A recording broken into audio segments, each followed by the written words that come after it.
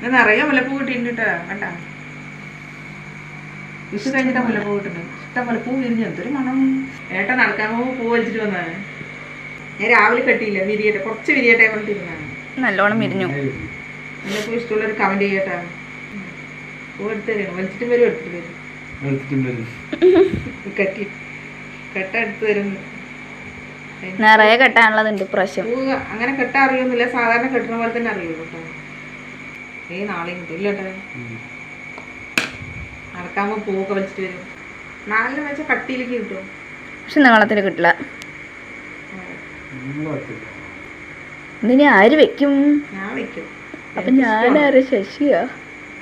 മുല്ലപ്പൂ ഇഷ്ടമില്ലാത്തവരൊന്ന് കമന്റ് ചെയ്യാട്ടാ. ഇഷ്ടമില്ലാത്തവര്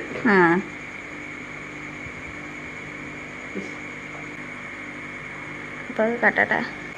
എത്ര പൂ കിട്ടിട്ടാ? 3 മുഴം. 3 മുഴമുണ്ട്. 1 2 2.5 3 മുഴമുണ്ട്.